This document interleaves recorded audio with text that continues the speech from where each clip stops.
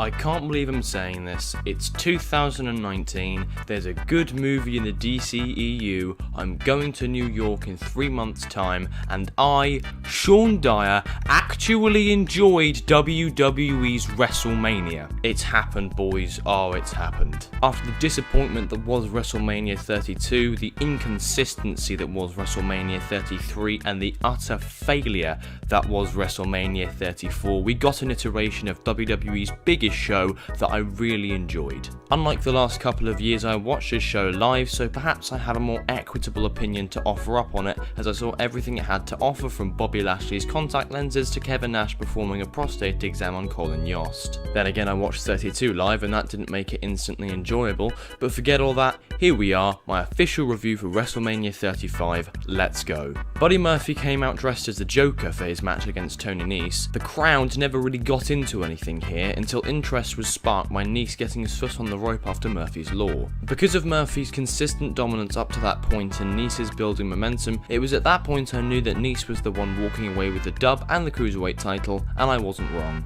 Effectively countering a running attack with the super kick, German into the corner and running Nese, he got the 1-2-3 and is now at the top of 205 Live, nicely setting up Murphy's imminent main roster debut. The Women's Battle Royal was completely what you'd expect. A few NXT cameos here and there, a few rehearsed spots, and a horrendously undernoted Ember Moon return from injury. The finish was the most interesting aspect of the match, however, with Asuka being sheepishly eliminated by, Christ, Sarah Logan, of all people, seemingly for the win, until an apparently never eliminated Carmella got back into the ring, waved at Logan and threw her over the top rope. Carmella won in unconvincing fashion, and if previous WrestleMania Women's Battle Royals, of which there are numerous, are anything to go by, she'll be right back here in just a year's time. The Revival lost the Raw Tag Team Championships to the Edgeheads, ending Kurt Hawkins' 2.5-year-long defeated streak in the first of various feel-good moments of the night. I remember nothing of this match other than being adamant that the Revival will walk out victorious and really liking the fact that they put the belts on Kurt and Zack.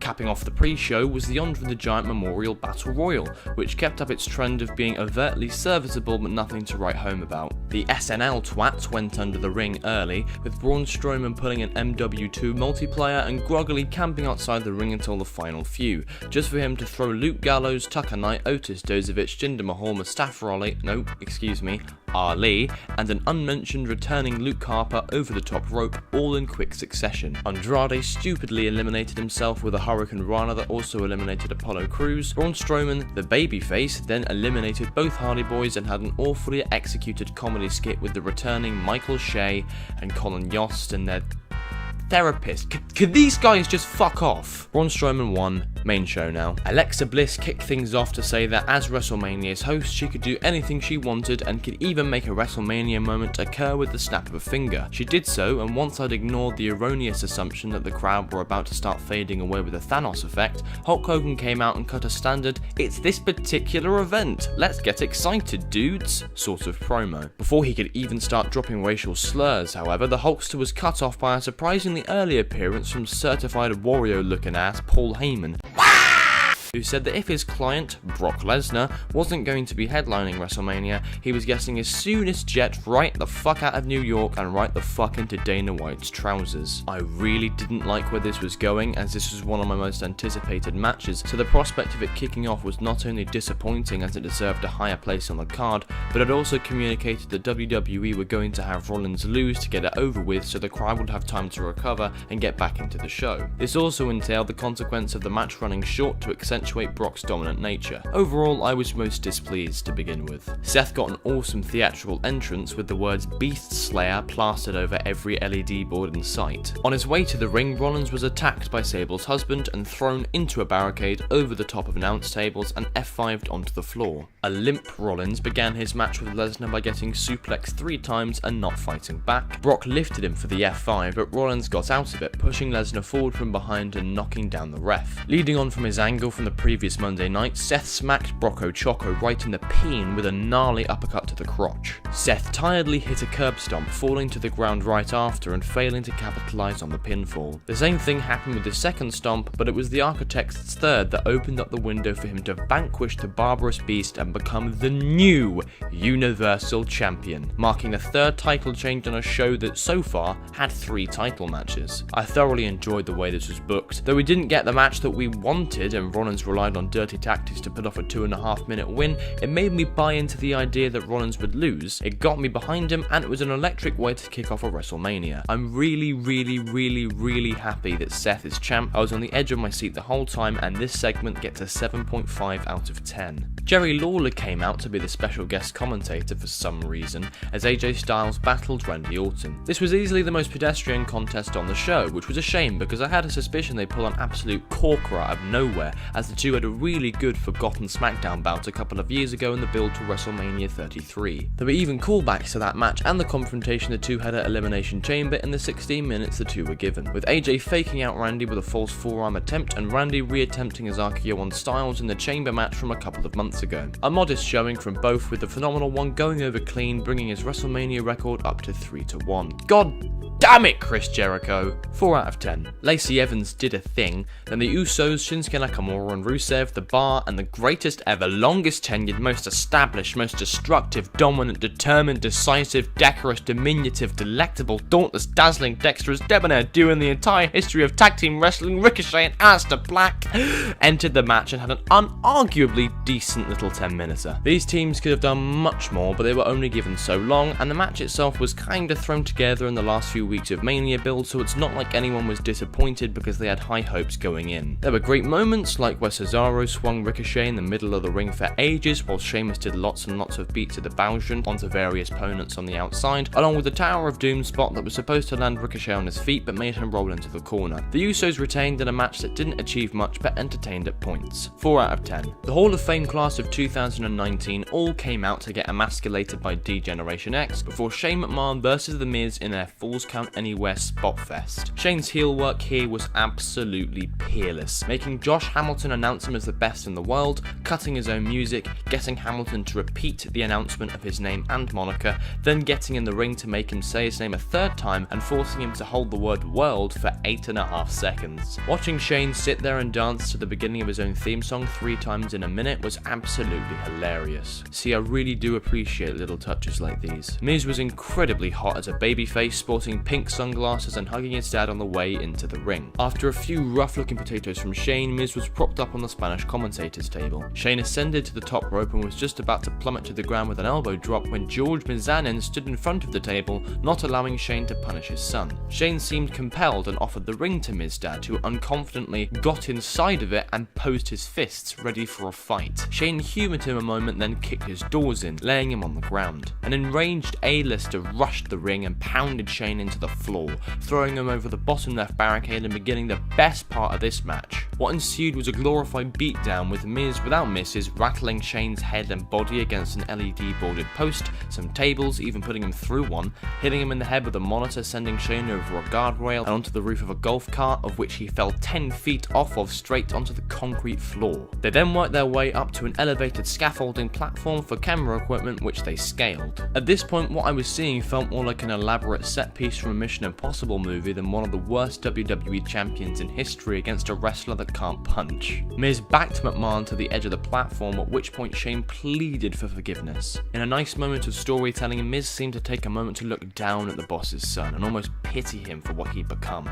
He then took a moment to remember every little thing Shane ever did to him and his dad, began visibly seething with vengeful fury, and went to town on his head with repetitious strikes. Delivering the coup de grace, not literally, that comes later on Shane, Miz suplexed him all 20 feet of the way down off of the platform, breaking through a wooden panel in the single best spot of the evening. Shane's lifeless arm, however, landed on Miz's torso, giving him the shock victory, even though that's what I predicted, but you know, shh. There were some fragments of time throughout the match where the overall pace significantly dipped, which was detrimental to the consistency of it, but the final spot alone, though, made this match something to remember. But the storytelling, spots, and general quality of exaggerated wrestling theatre character on display were highly entertaining and earned this match a 6.5 out of 10. Next up, the Boss and Hug Connection defended their Women's Tag Team Championships in the second fatal 4-way tag team match of the night. Oh my god. This really wasn't great, and the crowd's interest slowly but surely fizzled out the longer this whole thing went on for. The Iconics ended up stealing a pin from Beth Phoenix and they won the Women's Tag Team titles. The finish got a smattering of reactions from the indifferent fans, but ultimately this did nothing but kill all the momentum the show was picking up and reminded people of how stagnant this division is. As a segment of WWE's biggest show of the year, this gets a 2 out of 10. Next up, way too early on the card, but whatever, it was Daniel Bryan versus Kofi Kingston for the WWE Championship, baby! I think we can all agree that going in, this match is the one that garnered the most fan investment, the most media buzz, and overall